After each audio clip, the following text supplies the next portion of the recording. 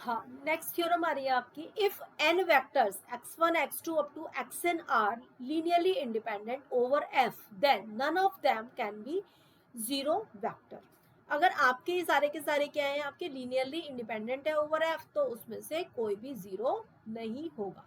तो डेफिनेटली है कि अगर आपने क्या ले लिया, x1 x2 up to xn हमने क्या ले लिया, एक लीनियरली इंडिपेंडेंट का सेट ले लिया, और मैंने उसमें क्या कह लिया कि इसमें से कोई भी नॉन जीरो, सारे के सारे नॉन जीरो है। अगर इसमें से सपोज मैंने x2 को जीरो मान लिया, ठीक है, x2 को मैंने जीरो मान लिया, तो उस केस में क्या हो जाएगा कि a2 की वैल्यू जीरो हो या ना हो, सॉरी a2 की वैल्यू फिर जीरो नहीं होनी चाहिए, और अगर a2 की वैल्यू जीरो नहीं हुई तो उसका मतलब क्या, ये डिपेंडेंस की डेफिनेशन हो जाएगी। लेकिन मैं तो कह रही थी कि इंडिपेंडेंट है।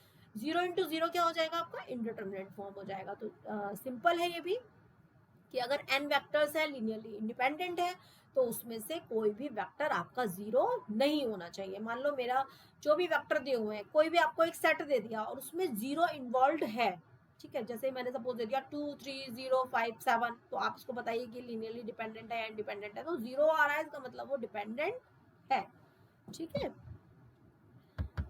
और अब हम नेक्स्ट थ्योरम पे आएंगे, if one of m n vectors x1 x2 up to xm can be expressed as a linear combination of the rest of n vectors are linearly dependent। ठीक है, ये आपको समझ में आ ही गया होगा कि अगर इसको हम इसके लीनियर कॉम्बिनेशन में रख सकते हैं तो उसके बाकी के वेक्टर्स क्या हो जाएंगे, आपके ऑब्वियसली लीनियरली डिपेंडेंट, आपके डिपेंडेंट हो जाएंगे। जैसे आपका कोई भी वेक्टर है x is equal to this, ये रख लिया हमने, ठीक है, सपोज अब हमारा x को मैं x1 x2 up to xn के साथ इसको लीनियर कॉम्बिनेशन में x को लिख सकती हूँ। तो मैंने क्या किया, इसको हम RHS में ले गए, तो माइनस के 1 into x is equal to zero. अब देखिए ये लीनियरली इंडिपेंडेंट थे, a1 a2 up to am कितना हो जाएगा हमारा, जीरो हो जाएगा। लेकिन जो x के साथ नंबर है आपका -1, वो क्या है, -1 तो जीरो नहीं होगा ना। तो ये पूरा का पूरा डेफिनेशन से जब हम देखेंगे तो -1 is not equal to zero. तो एक ना एक आपको ए स्केलर ऐसा मिल गया जिसकी वैल्यू कैसी है, आपकी नॉन जीरो है, ठीक है। तो इसका मतलब क्या होगा, लीनियरली डिपेंडेंट होगा, ठीक। नेक्स्ट आता है आपका शो दैट द सेट। इस तरह के क्वेश्चन बहुत आएंगे आपके एग्जाम में, ऑब्जेक्टिव में तो बेसिकली, तो इसको बहुत अच्छे से आप सॉल्व करना देख लीजिएगा। आपको सिर्फ डेफिनेशन लिखनी है, उसमें डेफिनेशन के साथ, अगर आप डेफिनेशन के साथ कंपैटिबल है, आपको समझ में आ गई डेफिनेशन, तो डेफिनेटली आपका क्वेश्चन भी जरूर सॉल्व होगा। Show that the set 1x 1 plus x square is linearly independent set of vectors in the vector space of all polynomials over the real number of field। करना क्या है आपको, आपको शो करना है लीनियरली इंडिपेंडेंट है, यानी कि ये पूरा वेक्टर है x1 x2 x3 की तरह हम मान लें, हमने इसकी मल्टीप्लाई की किससे की, a b c, सपोज यहाँ पर हमने कर लिया, या a1 a2 a3 कर लिए, जो भी आपको ठीक लगे वो आप कर लो। इनकी मल्टीप्लाई करी, this is all equal to zero. अगर ये आपके क्या है, दिया हुआ क्या है कि लीनियरली इंडिपेंडेंट है ना, तो इसका मतलब क्या है कि ए बी सी तीनों की वैल्यू कितनी होगी, जीरो होगी, ठीक है। तो हमने इसके इक्वेशन को खोला, इक्वेशन को खोलने के बाद हमने जब इक्वल करते हैं RHS और LHS के कोफिशिएंट्स हमने इक्वल किए, तो देखिए a plus C is equal to zero आ गया, b plus C is equal to zero आ गया, c is equal to zero आ गया, तीनों इक्वेशन सॉल्व की, तो इनकी वैल्यू कितनी आ गई, ए बी सी की तीनों की वैल्यू जीरो आ गई। इसका मतलब क्या है, इसका मतलब है कि हमने लीनियर कॉम्बिनेशन लिखा और इनमें ए बी सी तीनों की वैल्यू कितनी है, आपकी जीरो आ रही है, इट मींस ये लीनियरली इंडिपेंडेंट है, ठीक है। ये क्वेश्चन हो गया, ये वाला। हाँ, अब नेक्स्ट क्वेश्चन आते हैं। नेक्स्ट क्वेश्चन में एक डिजिट ये गायब है, मिल जाएगी, चलो बाद में। If x1 is equal to 3 1 minus 4, x2 is equal to 2 2 minus 3, x3 is equal to 0 4, एक और नंबर होगा। Show that number 1 vector x1 x2 are li linearly independent over the field of rational numbers.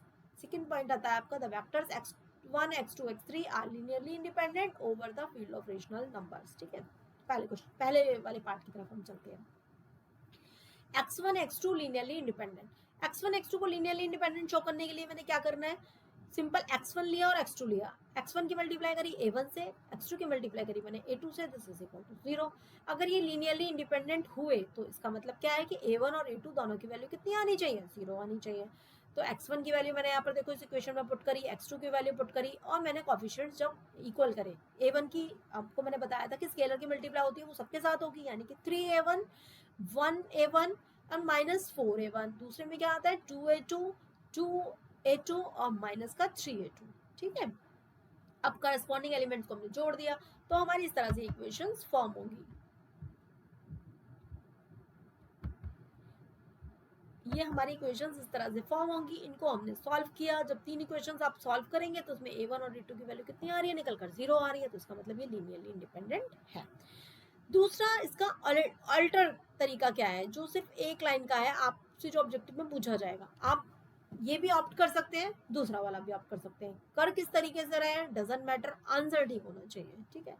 तो आपने क्या किया, दो vectors हैं 3 1 -4 2 2 -3, ये आपने लिख लिया। अब रैंक इसकी निकाली, आपने कैलकुलेट करी, रैंक क्या आ रही है हमारी, कम रैंक कितनी आ रही है इसकी 2/2 की, तो मैक्सिमम मैट्रिक्स बनेगी, ठीक है। रैंक कितनी आई इसकी 2 आ गई, ये डायमेंशन ऑफ द वेक्टर के इक्वल, इसकी डायमेंशन जो होगी वो भी कितनी होगी 2 होगी मैट्रिक्स की, तो ये कितना आ गया हमारा लीनियरली इंडिपेंडेंट आ गया, ठीक है। अगर किसी के लिए आपका रैंक की वैल्यू डायमेंशन के इक्वल है तो आपका लीनियरली इंडिपेंडेंट वेक्टर कहलाता है।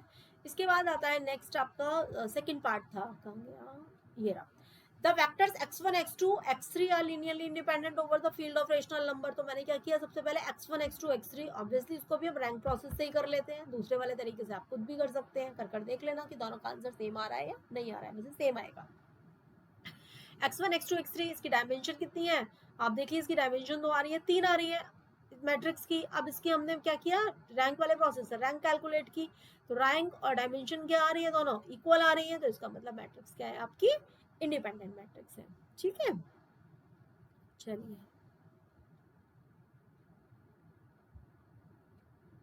नेक्स्ट है आपका show that x1 x2 x3 are linearly dependent, है ना।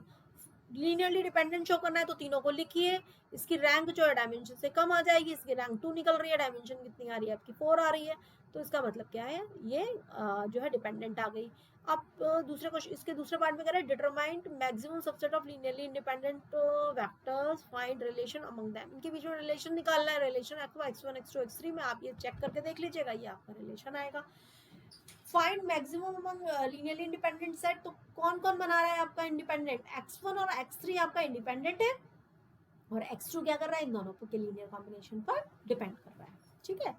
नेक्स्ट आता है आपका if v3 r where r is the field of real number, examine the following set of vectors for linearly dependence। आपको चेक करना है कि इसको linearly dependence है इंडिपेंडेंस है, आपको चेक करना है। आपको ऑब्जेक्टिव में इस तरह से क्वेश्चंस आ सकते हैं, ऑब्जेक्टिव का यही सेट बनता है ज़्यादातर।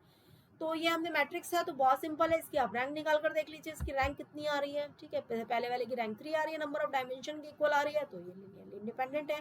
सेकंड वाले पार्ट की जब आप कर रहे हैं तो उसकी 2 रैंक आ रही है, तो क्या आ रही है आपकी लीनियरली डिपेंडेंट, डायमेंशन से कम आएगी तो लीनियरली डिपेंडेंट, और डायमेंशन की इक्वल आ जाएगी तो लीनियरली इंडिपेंडेंट। तो यहाँ पर ये जो आपका rank of matrix, linearly dependence और इंडिपेंडेंस वाला चैप्टर कंप्लीट हो गया है। अब नेक्स्ट वीडियो में हम लीनियर इक्वेशंस की तरफ मूव करेंगे। आप लीनियर इक्वेशन तब तक आपको समझ में अच्छे से नहीं आएगा जब तक कि ये रैंक का चैप्टर आपको अच्छे से समझ में नहीं आएगा। रैंक पर आपको अपनी मैक्सिमम प्रैक्टिस रखनी है। जब आप रैंक में अच्छे से महारत ही हासिल कर लेंगे, महारत हो जाएंगे पूरे, तब आपको आगे के चैप्टर्स भी समझ में आएंगे अच्छे से, और उसके बाद ही हम आइगन वैल्यूज, आइगन वेक्टर, ये सब आपको चीजें समझ में आएंगी, ठीक है।